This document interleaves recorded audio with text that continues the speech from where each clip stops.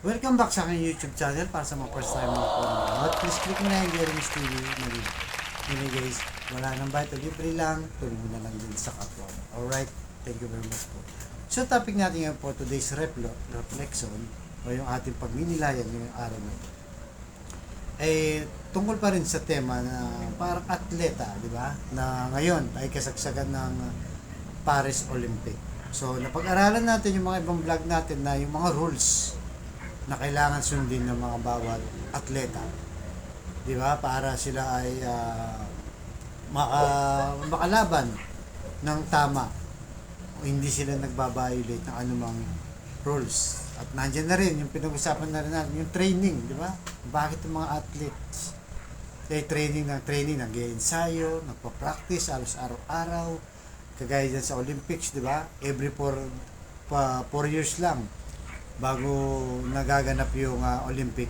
So, kailangan talaga yung puspusan ng practice. Siyempre, pagka nag-practice ka, puspusan sa lumabang ka na, ando ka na sa final, at nandun ka na sa finish line.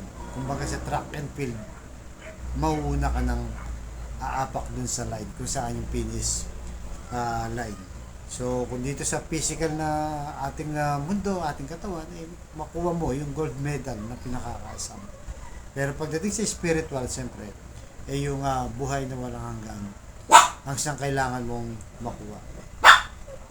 So, ayon sa ikalawang Timoteo, chapter 4, verse 7, puspusan akong makipaglaban sa paligsahan, natapos ko na ang dapat kong takbuhin, nananatili akong tapat sa pananampalataya.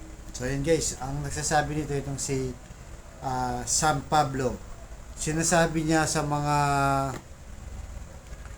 mga disipulo niya o yung mga pinangaralan niya, mga kasama niya noong siya'y nangangaral, itong si San Pablo. So sabi niya, puspusan na kung lumaban. Diba? Kasi nga nakikipagtagisan tayo ng laban ngayon. Kung dito sa physical na mundo ay mga kapwa athletes natin, sa buhay naman natin spiritual ay si Satanas. Yan ang kalaban natin na kailangan natin mapagtagumpayan. So sabi ni San Pablo, sinunod ko ang katuruan ng ating Panginoong Yesus. So ibig sabihin yung rules, kung ano yung turo niya, sinusunod niya. Hindi siya nagpatalo, 'di ba? Hindi siya nagpatalo sa takbo ng kanyang pakipaglaban sa kanyang buhay dahil nga hinirang siya, 'di ba? Isang propeta para mangaral na ikalat ang salita ng ating Panginoong Yesus. So, yung kalabang kasi talaga natin talagang automatic 'yan na ayaw niya ng rules. Kailangan labagin mo yan. Mag-shortcut ka. Di ba? Yan ang gusto ng ating kalaban. Yung madalian lang. Kung gusto mong yumaman, yung easy money, kahit illegal yan. Kaya yung iba, di ba? Pagka desperado na sila, kumakapit sila sa... Kaya Satanas, gagawin nila, magbebenta sila ng, halimbawa, ng drugs. Di ba? Alam naman natin yan, illegal yan. Pinagbabawal ng batas. So, magbebenta sila. O yung mga galing sa nakaw na mga gamit at o kaya naman kung nasa pwesto sa gobyerno, mangungurap yan, di ba? Kahit yung pera ng kaban ng bayan ay galing sa taong bayan, kukurap yan dahil gusto nila yung shortcut. Hindi na hinintay yung sahod nila guys, talagang yung kontrata, di ba? Pinupukpok na nila doon sa kontrata para makakomisyon sila ng malaki o makakurap sila. At marami pa mga deals na kailangan nilang maklose, di ba? Para nga makaipon ng pera kahit galing sa masama, ginagawa nila yun, di ba? Kaya ang nangyayari, sabit tuloy, di ba? Kung sumunod ka sa mga ganung illegal, immoral na mga gawain, ang ending mo ay dead end talaga yan. Kasi nga hindi ka dumaan sa proseso, hindi ka nag-check, hindi ka sumunod sa utos, sigurado kapahamakan ang iyong manarating. Kaya sabi ni Pablo, nanatili akong tapat sa pananampalataya kay Kristo. para labanan yung uri ni Satanas na dito ay nagiging sagabal at siya yung talaga nagiging kalaban natin, di ba?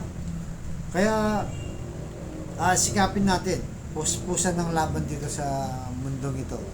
Hindi tayo titigilan ni Satanas habang tayo nabubuhay kasi gusto niya makuha tayo at mailayo tayo sa ating Panginoong Hesus. Yan ang role niya, sirain yung magandang relasyon natin sa Diyos. Tuksuin tayo, di ba? Dalhin tayo kung saan na mahina tayo at kung saan ay mananalo siya. At tayo naman ay matatalo at hindi natin matatapos yung laban o hindi natin mapupuntahan yung finish line o yung gold medal kumbaga sa athletic. So, ano nga ba yung pinaka-preview natin, guys? At ito yung buhay na walang hanggan na pinagkaloob ng Diyos sa atin. Kaya sa kapatid nating nanonood sa aking vlog, diba? May matinding karamdaman, problema sa pamilya at problema rin sa financial. Sabayin mo ko sa napakasimpleng dasal. Kung ikay maniwala, ikay magtiwala sa ating Panginoong Hesus. Ay anumang iyong kahilingan, ay tsak yun ipagkakaloob niya sa tamang panahon. So tayo manalangin. Lord, i-bless niyo po ang kapatid namin ngayon nanonood sa aking vlog na malubhan na po ang karamdaman. Stage 4 cancer na, Lord. Tinaningan na sa buhay. Matagal na pong bedridden. Ipuhin niyo po, Lord, ng iyong mapagpagaling na kamay. Haplusin niyo po, Lord.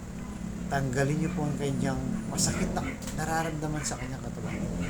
Yakapin niyo po para sa kanyang pamilya at sa kanyang kagalingan. Alam naman namin, Lord, na walang imposible sa iyo kung iyong luloob. At ganoon din po sa pamilyang nakakagulo, nakakaaway-away, hindi nakakaunawaan.